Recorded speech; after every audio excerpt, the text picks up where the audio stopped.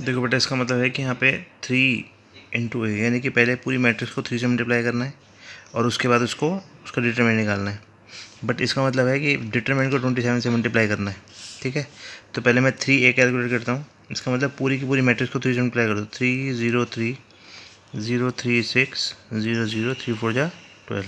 ठीक, अब मुझे 3A का क्या निकालना है, डिटरमिनेंट। डिटरमिनेंट का साइन बनाओ।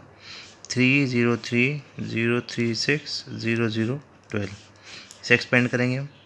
कैसे एक्सपेंड अलोंग, जिसमें सबसे ज़्यादा जिस रो या कॉलम में सबसे ज़्यादा जीरोज होते हैं हम उसी के अकॉर्डिंग एक्सपेंड करते हैं। यहाँ कॉलम वन के अंदर 2 जीरो हैं तो हम इसी के अकॉर्डिंग एक्सपेंड कर लेते हैं। Expand along C1। जब हम 3A का डिटरमिनेंट निकालेंगे तो कैसे लिखेंगे, 3 ब्रैकेट, फिर यहाँ पे क्या है प्लस, यहाँ पे ये क्या है हमारे पास diagonal elements, -0 into this plus 0 into this. ठीक है, करो। जिस भी एलिमेंट पे खड़े हैं उसका रो कॉलम छोड़ देंगे, ये रो ये कॉलम छोड़ेंगे, ये 4 एलिमेंट बचेंगे। 12 या 36 -6 0 0, कितना आ गया 108। अब हम करते हैं 27 इंटू डिटरमिनेंट ऑफ ए। तो हम क्या करते हैं, पहले ए का डिटरमिनेंट निकाल लेते हैं। इसका मतलब है ए का डिटरमिनेंट निकालो और 27 से मल्टीप्लाई कर दो। तो ए का डिटरमिनेंट निकालने के लिए हम क्या करते हैं, डिटरमिनेंट ऑफ ए निकालेंगे। उसके लिए क्या करेंगे, एक्सपेंड अलॉन्ग C1। इसको भी C1 के अलॉन्ग कर लेते हैं क्योंकि C1 में 2 जीरोज है हमारे पास। ठीक है, क्या लिखेंगे, 1 ब्रैकेट -0 फिर ब्रैकेट प्लस 0 फिर ब्रैकेट। अब 1 यहाँ पे है, 1 के अकॉर्डिंग करेंगे तो इसका रो कॉलम छोड़ेंगे, ये 4 एलिमेंट बचेंगे। 4 1 जा 4 -0, 4 1 जा 4 -0, क्या आंसर आ गया 4।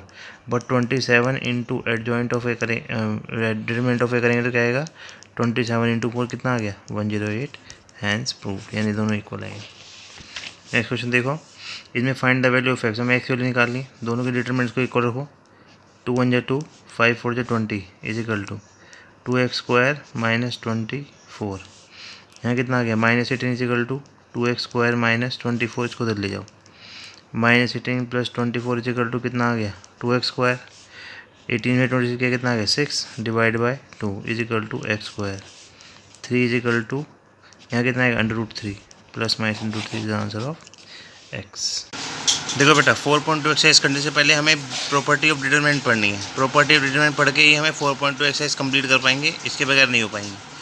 प्रॉपर्टी 5 डिटरमिनेंट की प्रॉपर्टीज होती हैं, वो ध्यान से समझ लो।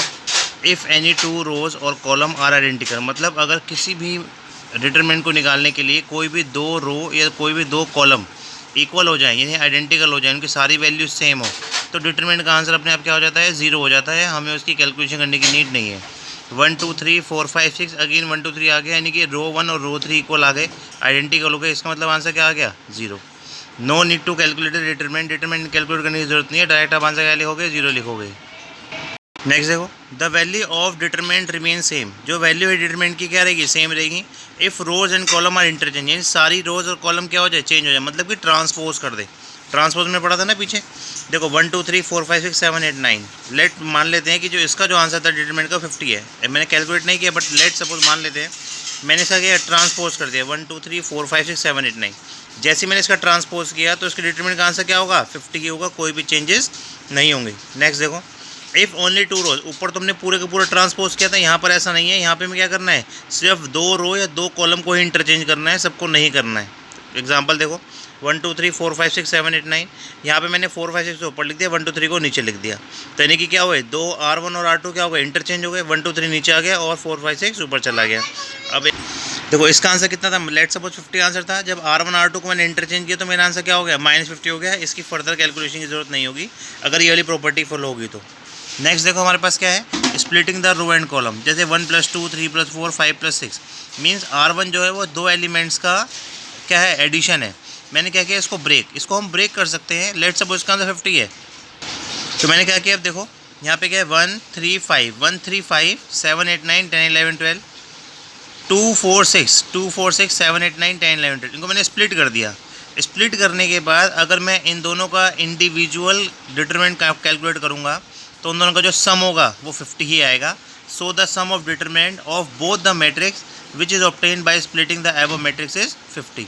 ध्यान से समझ लेना कि मैंने इसमें R1 को स्प्लिट किया है, स्प्लिट करने के बाद इन दोनों को कैलकुलेट किया है, कैलकुलेट करने के बाद जो सम आएगा हमारा कितना आएगा, 50 ही आएगा। लास्ट प्रॉपर्टी देखो, if we multiply of a row or column by any constant value and at that row और column in another row and column, then no change in answer. देखो ध्यान समझो, अगर लैंग्वेज में प्रॉब्लम है तो 1 2 3 4 5 6 7 8 9 ये हमारा मैट्रिक्स है। मान लेते हैं इसका आंसर 50 है। मैंने यहाँ पे देखो क्या प्रॉपर्टी लगाई है, R1 goes to R1 plus K time of R2। इसका मतलब है कि R2 रो को यानी रो 2 को मैंने K से मल्टीप्लाई किया और उसको R1 में ऐड कर दिया और R1 पर प्लेस कर दिया। समझो, रो 2 को मैंने के एक रो 2 क्या है, एक रो है, उसको मैंने के एक वैल्यू है, कांस्टेंट वैल्यू है, उससे मल्टीप्लाई किया, उसको R1 में ऐड किया और उसके बाद उसमें R1 में मैंने उसे रख दिया। देखो कैसे, 4 5 6 को मैंने किससे मल्टीप्लाई किया, के से, 4 के 5 के 6 के, और उसको ऐड कर दिया R1 में, यानी 4 को ऐड किया किसमें, 1 में। और प्लेस कहाँ पे करना है, R1 पे प्लेस करना है। तो देखो R1 पे ही वैल्यू चेंज होगी, R2 और R3 पे कोई इफेक्ट नहीं पड़ेगा। अगर ये प्रॉपर्टी हम कहीं पर यूज़ करते हैं और इसका पहले वाले का आंसर अगर 50 होगा तो इस वाले डिटरमिनेंट का आंसर भी 50 ही होगा, कोई भी चेंजेस नहीं होंगे। इस तरह से आपको पूरी कैलकुलेशन करने की नीड नहीं है, आपको ये प्रॉपर्टी ही फॉलो करनी है जो मैंने प्रॉपर्टी बताई है। इन प्रॉपर्टी को नोट डाउन करो, फिर मैं आगे फर्दर क्वेश्चन आपको सेंड करता हूँ।